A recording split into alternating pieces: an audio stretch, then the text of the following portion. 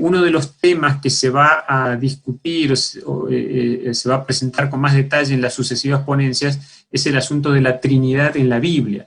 Por lo tanto, yo no voy a abordar tanto ese aspecto, sino otros aspectos introductorios a la doctrina de Dios, para que nosotros podamos familiarizarnos con esos aspectos, y entonces eso después puede ser complementado con otras ponencias desde el punto de vista bíblico y también desde el punto de vista histórico y teológico, ¿sí? Vamos a abordar, entonces, lo primero que vamos a abordar es algunos aspectos introductorios, y vamos a enfocarnos especialmente en los atributos de Dios, las acciones divinas, y también vamos a hablar un poquitito de algunas comprensiones de Dios que se han dado en el ámbito del cristianismo, que no necesariamente son bíblicas, pero que de todos modos siguen siendo muy influyentes en la actualidad, y por lo tanto es bueno que tengamos alguna noción de ellas, ¿sí? ¿Por qué es importante que nosotros estudiemos la doctrina de Dios? Es importante porque esta doctrina es probablemente la que tiene más impacto en todo el resto del sistema doctrinal. En cualquier sistema de creencias, la doctrina de Dios es siempre la más importante. Cualquier sistema de creencias teológicas, ¿no? Estamos hablando de creencias cristianas.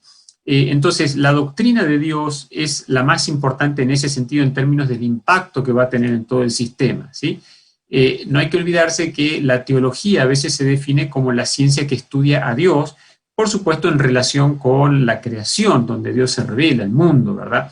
Hay un autor, un teólogo, que dice que la doctrina de Dios es la más importante desde el punto de vista de la ontología, es decir, nos ayuda a entender el ser de todo lo que Dios ha creado en general, ¿no? En ese sentido, es la doctrina más importante de todas. Esta doctrina condiciona entonces la forma en que se interpretan todas las demás doctrinas de la Biblia, y en última instancia también tiene que ver con la forma en la que se interpreta la realidad como un todo. La forma en que entendemos a Dios va a condicionar la forma en que se entiende la creación del mundo, la naturaleza del mundo que Dios ha creado, la forma en que se entiende al ser humano. No nos olvidemos que la Biblia describe a Dios como creado a imagen de Dios. También va a condicionar la forma en que entendemos todas las doctrinas que se refieren a la relación, a la relación de Dios con el mundo, a las acciones de Dios con el mundo, en relación con el mundo, ¿verdad? En la historia humana, la doctrina de la salvación, la doctrina de la iglesia y de los eventos finales. No vamos a poder describir todos esos detalles, pero es bueno que nosotros los tengamos presentes. Otro aspecto importante, metiéndonos en el tema específicamente, es un asunto importante, es el tema de la naturaleza de Dios. ¿Cómo se entiende la naturaleza de Dios? Existe lo que podríamos llamar una tradición clásica con respecto a esto, ¿sí? Es decir, dentro del cristianismo hay una concepción clásica tradicional que ve a Dios como un ser que es ajeno al espacio y al tiempo. Esa visión tradicional se desarrolló como resultado de la influencia del pensamiento griego. Así como el pensamiento griego, por ejemplo, ha influido en la visión dualista de cuerpo-alma que muchos cristianos tienen, también el pensamiento griego, a veces esto es menos conocido, pero el pensamiento griego ha influido en la visión que se tiene con respecto a la naturaleza misma de Dios, ¿sí? La tradición filosófica griega entendía que las cosas, en última instancia, el ser de las cosas, el sustrato de la realidad, era atemporal, absolutamente inmutable, ¿sí? Fuera ajeno al tiempo. Esta visión del ser es algo que se puede remontar a un filósofo del siglos VI y V antes de Cristo, que se llamaba Parménides, que explicó, no lo inventó él, pero explicó o aplicó con cierto detalle lo que se conoce como la vía negativa. ¿Qué es esto de la vía negativa? Él decía más o menos así: si la realidad que yo observo es temporal y material, el verdadero ser de las cosas es atemporal o intemporal e inmaterial. Si acá todo es cambiante y mutable, la realidad de las cosas en última instancia es inmutable e incambiable, etc. Por eso lo de vía negativa. Él observa lo que sus sentidos le permiten percibir y niega las características de eso que percibe para entonces atribuirle características opuestas, la negación de lo que observa. Hay otros filósofos que van a asumir esa visión de Parménides, entre ellos Platón, que tal vez es un poco más conocido, y también Aristóteles. De hecho, Aristóteles desarrolla una concepción filosófica de Dios, ¿sí?, que lo concibe a Dios como una especie de motor, pero inmóvil, el primer motor inmóvil. Alguno puede decir, ¿cómo un motor puede ser inmóvil? Él decía, es que si ese primer motor no es inmóvil, hay algo que lo mueve y por lo tanto no puede ser Dios, porque Dios tiene que ser la última causa de todas las cosas, ¿no? Y como ese motor es inmóvil, de hecho él lo concibe como atemporal, o sea que no puede experimentar el tiempo, necesariamente también es impasible, o sea, no puede experimentar sentimientos o emociones, porque experimentar sentimientos o emociones implicaría que en realidad sí experimenta el tiempo, ¿verdad? Porque yo puedo estar enojado, puedo estar contento, triste, y hay emociones que cambian, y el tiempo, el cambio implica tiempo. Aristóteles concibe a Dios como impasible, incambiable, inalterable, inmutable, etc., ¿no? Esto nos puede sonar extraño, pero es la forma, esa visión de Dios que tuvo Aristóteles es la que se va a meter en el cristianismo, es la que va a influir en el pensamiento cristiano. Muchos historiadores de la Iglesia han notado ese problema. Acá estoy citando a uno que se llama William Platcher.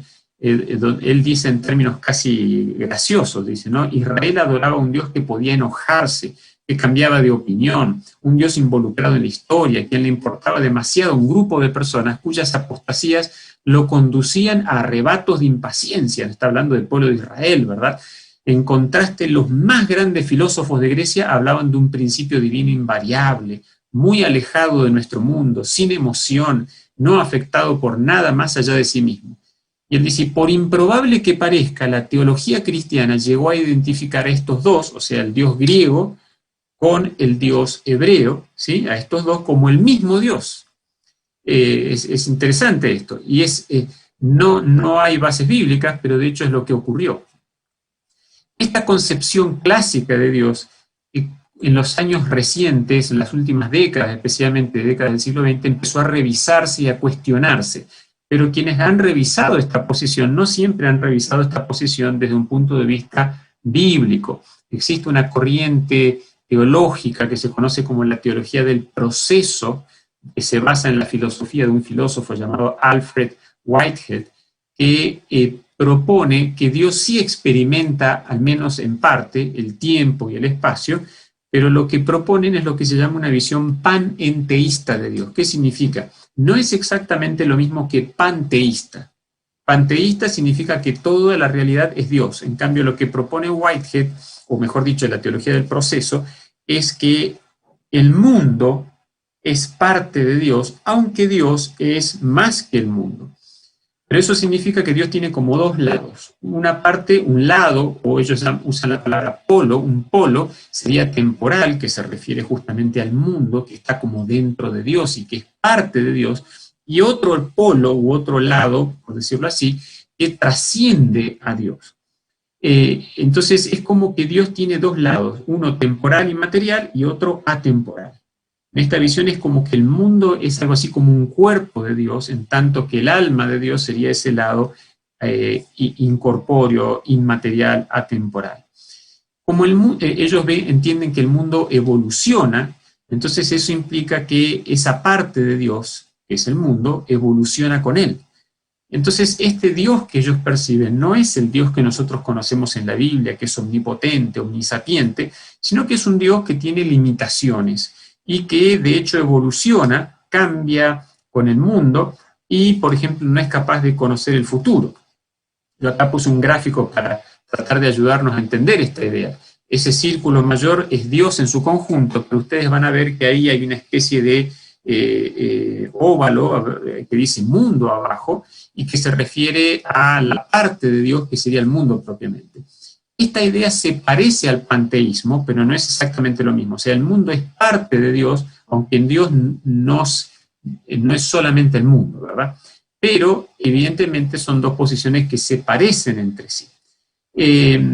Ahora, varios autores en décadas recientes, no han ido en esa línea y han señalado en todo caso que desde el punto de vista bíblico no podemos aceptar que Dios es ajeno al espacio y al tiempo, que no experimenta el espacio y el tiempo, pero tampoco han abrazado estas ideas totalmente antibíblicas como la del panenteísmo que les mostraba recién. Hay autores famosos y conocidos como Oscar Cullmann, quien señala que el cristianismo bíblico primitivo no conoce esta idea de un Dios que está fuera del tiempo, ¿no? Al contrario, el Dios eterno de la Biblia es aquel, dice él, que era en el principio, que es ahora y que será eternamente, ¿verdad? O sea, que experimenta el tiempo. Un autor reciente, contemporáneo, Ryan Mullins, él dice: los teólogos y filósofos deberían abandonar el programa de investigación de la atemporalidad divina. Es decir, aquellos teólogos que sostienen que Dios no puede experimentar el espacio y el tiempo, simplemente tienen que abandonar esa idea. ¿Qué pasa con los pioneros adventistas? Los pioneros adventistas en el siglo XIX rechazaron esta visión tradicional clásica de Dios, de que Dios no puede experimentar el espacio y el tiempo. Y es interesante que ellos parecen ser bastante conscientes de esto. ¿En base a qué?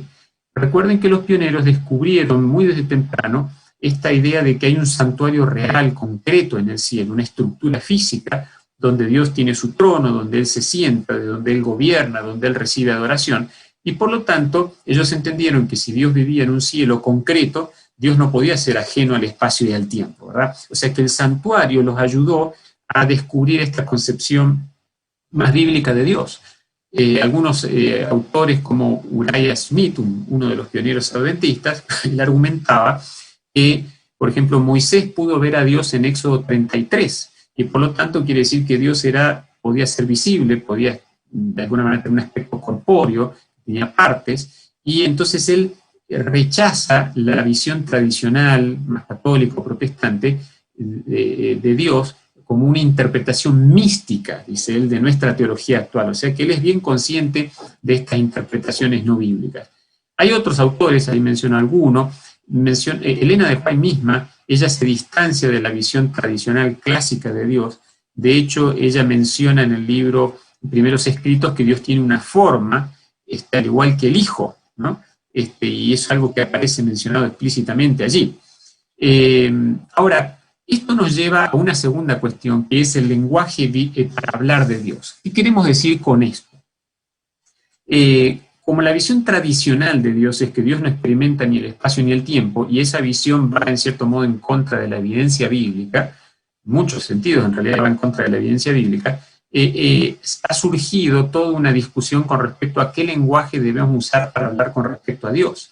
¿Cómo entendemos las declaraciones bíblicas acerca de la naturaleza y las acciones de Dios? Es decir, si la Biblia me describe a Dios como experimentando el tiempo, ¿lo tengo que entender literalmente o no? Si la Biblia me describe a Dios como teniendo un aspecto físico, ¿debo entenderlo literalmente a ese lenguaje o no? ¿Sí? Estas preguntas son importantes porque van a condicionar la forma en que interpretamos la Biblia con respecto a la doctrina de Dios, ¿sí? Como decíamos, la tradición cristiana, y esto vale tanto para el catolicismo como para el protestantismo, aplicó al conocimiento de Dios lo que se conoce como la vía negativa, ¿sí? Que es un mecanismo que se tomó de los filósofos griegos.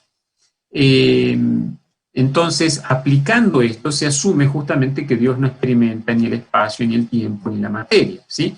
Y por lo tanto, cuando los teólogos que asumen esta vía negativa leen la Biblia, niegan lo que la Biblia afirma. Por ejemplo, si la Biblia me habla de que Dios experimenta el espacio y el tiempo, ellos dicen que Dios es atemporal, ¿no?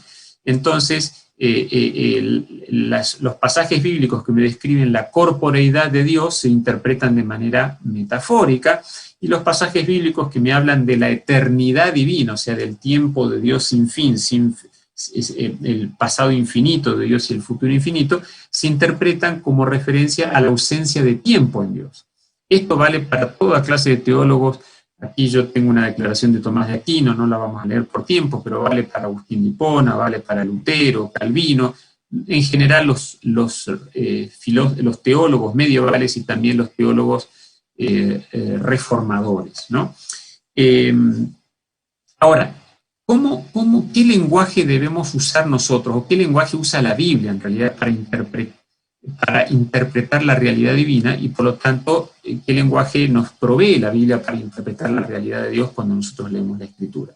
Bíblicamente, aunque Dios se adapta a la capacidad del ser humano al revelarse, o sea, cuando Dios se nos revela, Él se adapta a nuestra capacidad de entender.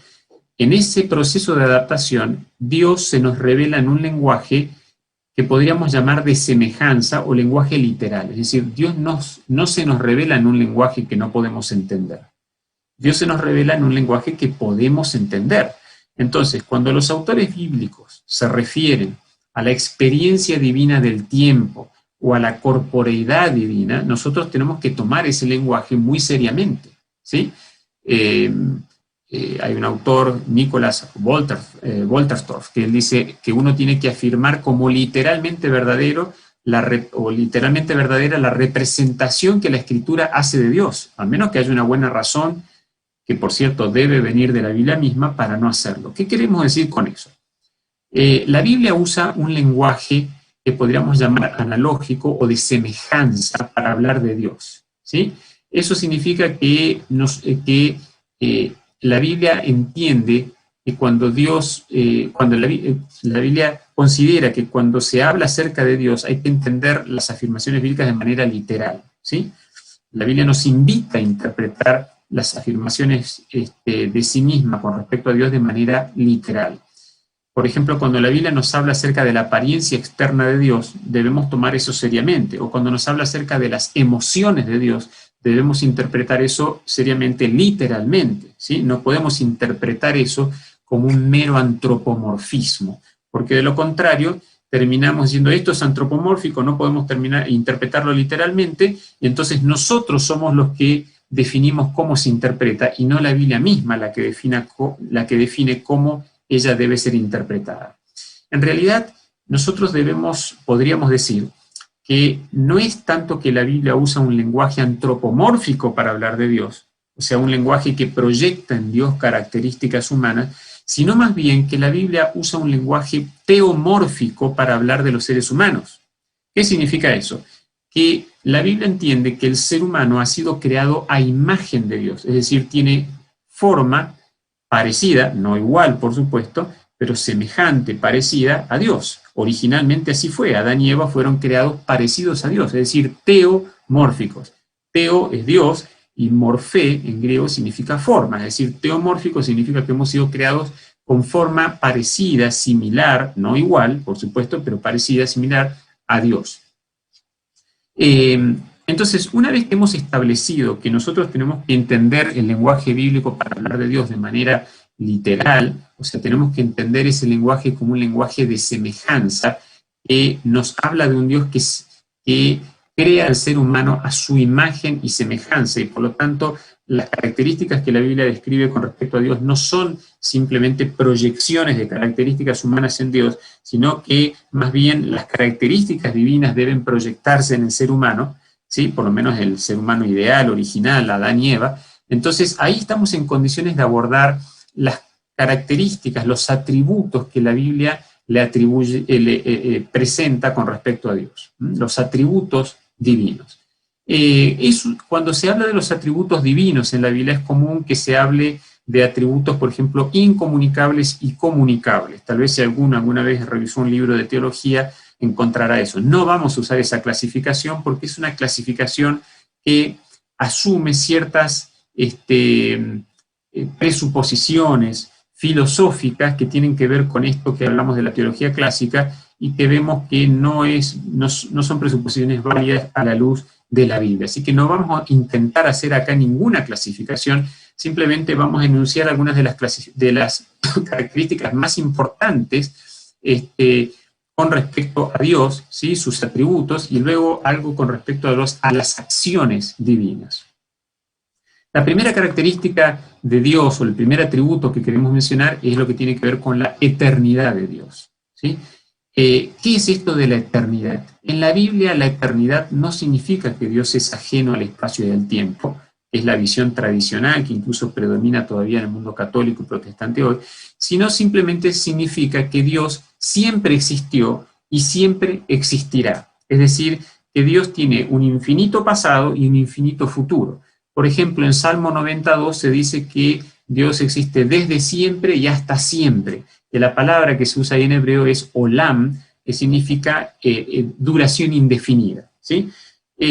Podríamos decirlo de otro modo, Dios es inmortal, como dice 1 Timoteo 1:17. Siempre existió y siempre existirá, pero Él experimenta una secuencia de tiempo en su realidad. O sea, su existencia es temporal en el sentido de que implica el tránsito del tiempo. Él existe antes de la creación, por eso la Biblia muchas veces habla de el antes de la fundación del mundo, ¿sí?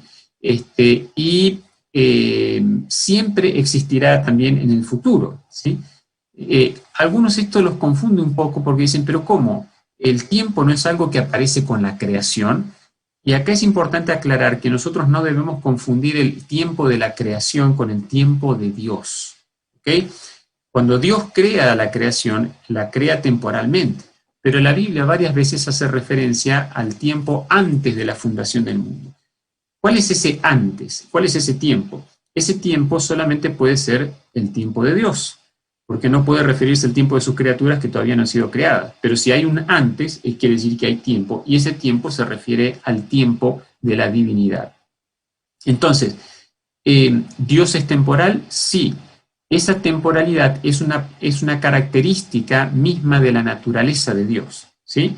Él existió siempre, ¿no? Sus principios son, sus salidas son desde el principio, desde la eternidad, usando el lenguaje de Miqueas capítulo 5. Ahora, acá es importante aclarar que la temporalidad de Dios no equivale a transitoriedad. ¿Qué significa esto? Que aunque Dios es temporal, eso no significa que es transitorio como nosotros los seres humanos, que tenemos un origen, un nacimiento, y vivimos un tiempo y después morimos. Dios siempre existió y Dios siempre existirá, no es transitorio. Esto significa que temporal y transitorio no son sinónimos necesariamente. En nuestra experiencia humana puede serlo, pero no en la experiencia de Dios. Dios experimenta el pasado, el presente y el futuro, pero no tiene las limitaciones que nosotros como criaturas tenemos, en el sentido de que nacemos en un momento determinado y tenemos un periodo de vida específico, ¿sí? Entonces, esta concepción bíblica del tiempo divino nos permite comprender mejor la realidad personal de la deidad, las relaciones dentro de la Trinidad, Padre, Hijo y Espíritu Santo, porque en la Biblia tenemos 3 miembros de la deidad que se relacionan de manera temporal, ¿sí? O sea, esta realidad temporal entonces nos ayuda a entender mejor por qué las Escrituras se refieren a Dios como actuando históricamente dentro de los acontecimientos humanos, hablando con personajes bíblicos, con Abraham, con Moisés, cara a cara, etc. ¿Okay? Entonces ya vimos que la eternidad de Dios se refiere al tiempo divino, el infinito pasado y el infinito futuro. La segunda característica es la constancia o también llamada inmutabilidad de Dios. ¿Por qué pongo inmutabilidad entre paréntesis? Porque la palabra inmutabilidad a veces sugiere algo que no se puede mover. Y acabamos de decir que Dios sí puede experimentar el tiempo y por lo tanto puede experimentar cambios. Ahora, hay algunos aspectos en los cuales Dios no cambia, ¿sí? Y la Biblia lo afirma. Malaquías 3:6, Santiago 1:17 nos dice que Dios no cambia. ¿En qué sentido no cambia? No cambia en su ser, no cambia en su carácter y no cambia en su propósito. O sea, Dios en su ser significa que Dios no deja de ser Dios, siempre es Dios, ¿ok? No deja de ser un Dios de amor, ¿sí? Es decir, no es que Él un día nos ama y otro día no nos ama, y tampoco cambia en función de sus propósitos, ¿sí? Cuando Dios cambia, lo hace en función de su relación con sus criaturas, ¿sí? Pero no es que Él cambia porque, digamos, es un ser cambiante, sino porque cambia en función de su relación con sus criaturas. Por ejemplo, Él puede haberse arrepentido de crear al ser humano, dice Génesis capítulo 6, pero no es algo que Dios... Dios no se arrepiente por algo que hizo mal Él, sino porque el ser humano ha cambiado y para mal, o Dios, por ejemplo, arrepintiéndose de haber puesto a Saúl como rey, por ejemplo, pero ese es un cambio en 1 Samuel 15. Eso es un cambio que tiene que ver con un problema en el ser humano y no con un problema en Dios, ¿verdad? Podríamos multiplicar los ejemplos, pero el tiempo no nos lo permite, ¿verdad? Dios se arrepiente de haber creado al ser humano, tuvo tristeza en su corazón, pero esto no se debe a una falla en Dios, sino a una falla en el ser humano, ¿verdad? También Dios cambió sus planes con respecto a Nínive, por ejemplo. Dios tenía un plan que era destruir a Nínive, pero cuando Dios ve que los ninivitas se arrepienten, entonces Dios decidió que no iba a destruir a Nínive. ¿Implica esto un cambio en Dios? Sí, pero no un cambio de su propósito último de salvar al ser humano. Al contrario, este cambio está en línea con ese propósito. Tampoco implica un cambio en el carácter de Dios, ni mucho menos en el ser divino. Se trata simplemente de un cambio en función de su interacción con los seres humanos, que son, digamos así, son mucho más cambiantes en términos de sus planes y de su carácter. Dios no cambia en cuanto a su ser, a su propósito, a su carácter, ¿sí? Otra característica tiene que ver con la trascendencia de Dios. Esta palabra que ustedes tal vez han escuchado mucho y algunos usan no siempre bien, implica que Dios es independiente del mundo. O sea, Dios es un ser trascendente o autosuficiente en el sentido de que Él es independiente del mundo. La trascendencia divina significa que Dios no depende de algo que no sea Él mismo, ¿sí? Dios trasciende el mundo porque Él es independiente de su creación, existe antes de su creación, ¿sí? Y Él es el que origina toda la realidad que no es Dios, ¿sí? Ahora, esto por supuesto descarta la idea del panteísmo, o sea, de que Dios y el mundo son la misma cosa, o el panenteísmo que mencionamos un poco antes, pero es importante entender que aunque Dios es trascendente, o sea, no depende del mundo, Él, sin embargo, se relaciona con el mundo, o sea, no es ajeno al mundo, ¿sí? Las Escrituras describen a lo que llamamos la inmanencia divina en el mundo, o sea, la presencia, eso quiere decir la inmanencia, la presencia de Dios en el mundo y en la historia, habitando con sus criaturas, ¿sí? ¿Cómo es esto posible? Porque a pesar de que Dios trasciende al mundo y es independiente del mundo, ha creado el mundo con características que son compatibles con Dios, ¿verdad? Dios experimenta el tiempo y por lo tanto puede relacionarse con un mundo que Él ha creado que experimenta también el tiempo, ¿verdad? Si no fuera así, la comunicación entre Dios y el mundo, la relación entre Dios y el mundo sería imposible. Es decir, hay ciertas características comunes que el mundo tiene con Dios, aunque Dios sea completamente independiente del mundo. Otras características importantes con respecto a Dios son sus cualidades de carácter. No me voy a detener mucho acá porque ustedes esto lo conocen seguramente mejor. La Biblia habla de la santidad de Dios, de la justicia y la misericordia de Dios, pero el rasgo que más sobresale con respecto al carácter de Dios es su amor, ¿sí? La Biblia nos dice que Dios es amor. El amor de Dios algunos lo han considerado como la esencia misma de la realidad de Dios. Es difícil determinar eso, la Biblia no nos dice eso tan explícitamente, la Biblia no nos habla de la esencia de Dios, pero no cabe duda de que el amor es sin duda una característica fundamental del ser de Dios mismo. Cuando hablamos del amor de Dios, a algunos les preocupa cómo podemos compatibilizar a Dios, el amor de Dios, con la justicia de Dios. Algunos piensan que ambas son cosas incompatibles y que si Dios es justo, entonces no puede ser amoroso, o al revés, que si Dios es un Dios de amor, no puede ser un Dios de justicia. Pero la realidad es, como dice un teólogo adventista, John Peckham, que si Dios no ejecutara finalmente su juicio justo contra el mal, ¿verdad?, el mundo sería dejado en una especie de estado de degradación indefinida e inacabable, que iría en detrimento de las criaturas divinas, de las criaturas que Dios creó. O sea, si Dios ama a sus criaturas, entonces Él tiene un interés de cuidar de ellas y por lo tanto es necesario erradicar el mal. Por lo tanto, la justicia de Dios, que se manifiesta en la eliminación del problema del mal, del dolor y el sufrimiento, no es contrario, no es una característica contraria a la del amor de Dios. Y finalmente queremos mencionar algo con respecto a las acciones divinas. ¿Qué es esto de las acciones divinas? Dios hace muchas cosas, ¿verdad? Pero la Biblia describe ciertas acciones de Dios que se desarrollan en relación con el mundo, que tienen que ver con su relación con el mundo y que son características destacadas y que debemos mencionar acá. Podría haber muchas otras cosas, tal vez algunas que nosotros ni siquiera conocemos o que no se nos han revelado, pero vamos a mencionar unas pocas que tienen que ver con cosas que la Biblia describe como acciones muy importantes de Dios en su relación con el mundo. La primera de ellas es que Dios es el diseñador divino de la creación. O sea, Dios diseñó la creación. No tenemos tiempo de analizar los textos, pero Proverbios 8 es un texto muy interesante donde se nos habla acerca de la sabiduría de Dios, que en realidad es una manera de referirse a la segunda persona de la deidad. Es muy interesante ese dato, ¿no? Y Juan capítulo 1, donde se nos habla de que el principio era el verbo y el verbo estaba con Dios y el verbo era Dios, se hace eco de este texto de Proverbios. Y también Pablo en Colosenses 1, cuando nos habla acerca de que Cristo es el primogénito de toda la creación, también se está haciendo eco de Proverbios capítulo 8, ¿sí?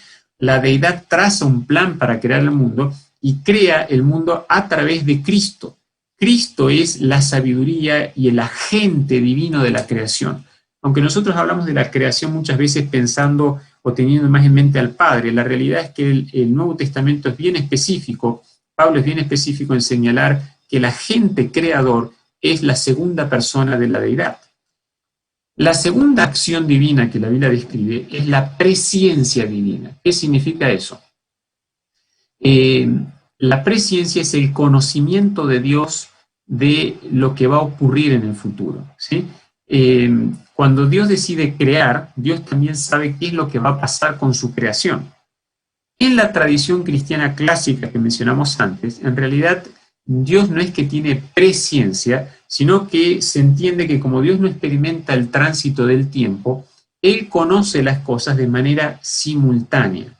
Por lo tanto, Dios conocería el pasado, el presente y el futuro todo junto, de manera simultánea, no de manera sucesiva, ¿sí?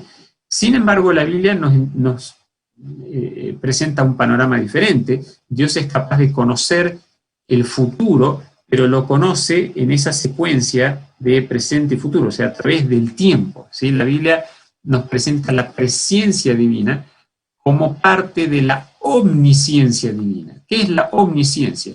Es el hecho de que Dios conoce todas las cosas. Dios tiene la capacidad de conocerlo todo, incluyendo el conocimiento de sí mismo, y por lo tanto también tiene la capacidad de conocer el futuro con detalles. Cuando vemos, por ejemplo, la profecía de Daniel 11, es una profecía llena de detalles, y es impresionante cómo Dios puede conocer todos esos detalles con anticipación.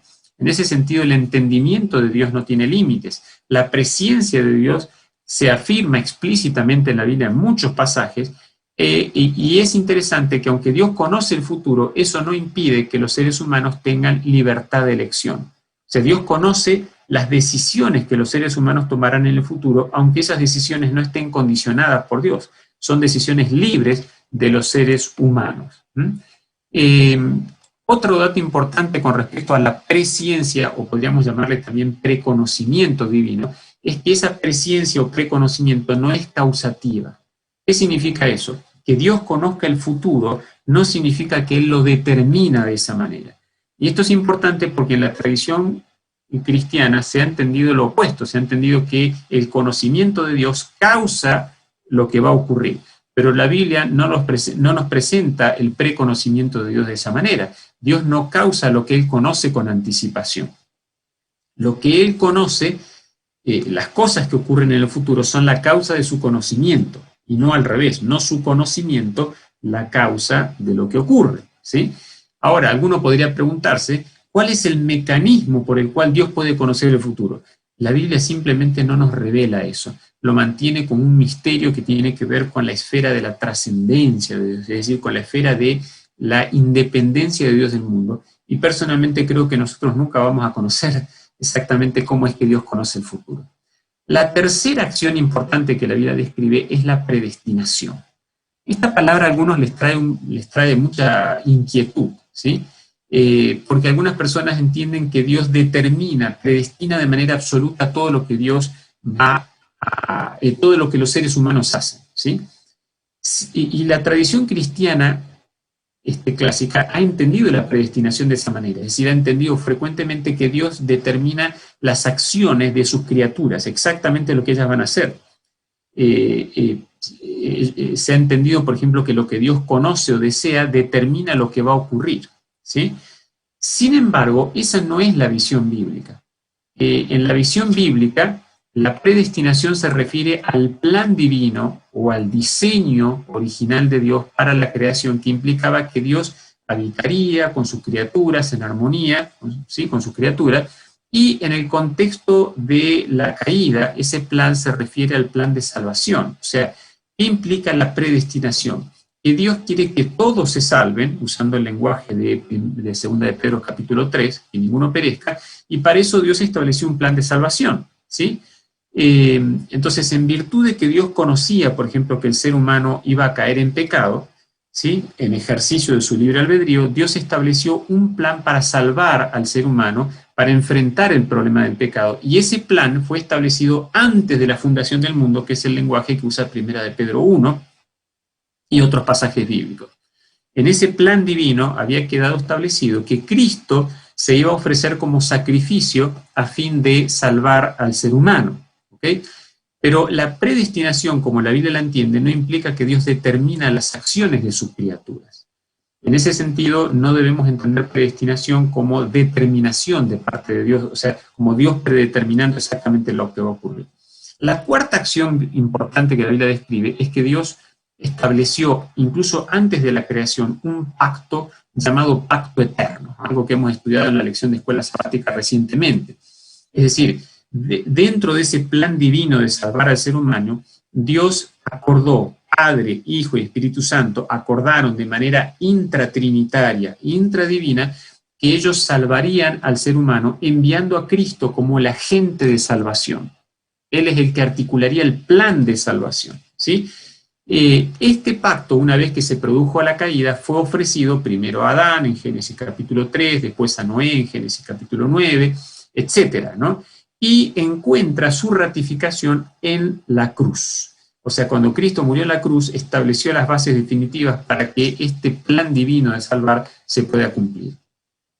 De este modo, y en cumplimiento de este propósito salvífico que tenía Dios, Dios iba a llegar a ser no solamente el agente de la creación, sino también el agente de la salvación, ¿sí? Entonces, la predestinación no es un plan rígido, incambiable de Dios, sino que refleja el plan de Dios para salvar al ser humano, pero siempre respetando la libertad de sus criaturas de obedecer o no obedecer. La quinta, y estamos en la anteúltima acción divina, se refiere a la acción de creación y sustentación. Esto lo conocemos bastante bien. Dios crea el universo, pero también sostiene el universo, ¿sí? Crea el universo a partir de su palabra, pero además lo sostiene. Crea en base a su plan original y, por supuesto, tiene que sostenerlo. De lo contrario, el mundo no podría seguir existiendo, ¿sí? Dios tiene que sostener su creación. Hay una cantidad de textos que no vamos a considerar ahora, pero que seguramente ustedes tendrán en el libro que se podrá distribuir. Entonces, estas forman parte de las acciones divinas y debemos señalar algo más, que es la habitación de Dios en el mundo. Es decir, Dios no solo crea al universo, no solo crea al mundo, sino que Él habita en el mundo. Y acá este concepto se relaciona con el concepto de santuario. El lugar de habitación de Dios fundamental en el mundo, en tiempo y espacio, es el santuario celestial. Ese es el lugar desde el cual Dios habita en el mundo, desde el cual Él ejerce su gobierno, en el cual Él conduce los acontecimientos históricos, en el cual Él recibe adoración, etc. Esto no significa que Dios esté confinado o localizado en un solo lugar. La Biblia nos dice que Dios es omnipresente, ¿sí? Pero la Biblia no ve contradicción entre la localización de Dios en el santuario celestial y su omnipresencia. ¿Cómo es eso posible? No lo sabemos, de la misma forma que no sabemos cómo Dios conoce el futuro, pero la Biblia afirma ambas cosas, que Dios es omnipresente, puede estar en todas partes, pero al mismo tiempo tiene un lugar específico de habitación en el santuario celestial. Desde el santuario celestial es de donde Dios gobierna, ¿sí?, el mundo y el universo. Él ejerce ahí sus acciones providenciales. Él conduce el plan de salvación, la expiación, la reconciliación. Todo Dios lo conduce desde el santuario celestial, ¿sí? Todas esas acciones Él las va conduciendo desde el santuario celestial. El plan de salvación las acciones de Dios incluyen vivir en el santuario terrenal, ¿sí? Incluyen la encarnación de Cristo, o sea, su plan de salvar al ser humano incluye todas esas cosas, ¿sí? Incluye la encarnación de Cristo, su obra de intercesión, su obra de expiación, la revelación divina a través de los profetas, etc. La conducción de la historia, todas esas cosas Dios las realiza desde su lugar de habitación en el santuario celestial. La meta de todas estas acciones de gobierno divino, de providencia divina, es la reunión de todas las cosas nuevamente en Cristo. ¿Qué significa esto? La introducción del problema del pecado ha producido falta de armonía en el universo, ¿sí? Lo que Dios hace en el santuario celestial es conducir un plan que lo que busca es justamente reunir todas las cosas nuevamente en Cristo, eso nos dice Pablo en Efesios capítulo 1, y a través de Cristo volver a la armonía original con la cual Dios había creado el universo. Finalmente, en el ejercicio de las acciones divinas, vemos que Dios actúa en la historia teniendo en cuenta el libre albedrío de sus criaturas. Esto lo mencionamos antes, pero es importante resaltarlo aquí al final. Cuando Dios actúa en la historia, Dios no fuerza las voluntades de sus criaturas, ¿sí? Por lo tanto, cuando la Biblia habla de la omnipotencia divina, esto no significa que Dios causa todo lo que ocurre. Dios tiene un poder infinito, pero Él limita el ejercicio de su poder cuando trata con sus criaturas con libertad de elección. Dios es todopoderoso, es omnipotente, ¿sí? No hay nada imposible para Él, como nos dice Génesis, por ejemplo, capítulo 18, Lucas capítulo 1, pero eso no significa que Él es la causa de todo lo que ocurre, porque en su interacción con el mundo, Él siempre ha respetado la libertad de sus criaturas. Podríamos decir muchas más cosas, pero el tiempo no nos permite eso. Hasta aquí hemos llegado. Y recuerden que en otras presentaciones, sin duda, ustedes estudiarán un poco más acerca del concepto de Trinidad, que aquí simplemente hemos mencionado, pero que se estudiará con más detalle posteriormente. Muchísimas gracias, que el Señor los bendiga y que puedan disfrutar de este hermoso evento que sin duda va a ser de bendición para cada uno de ustedes.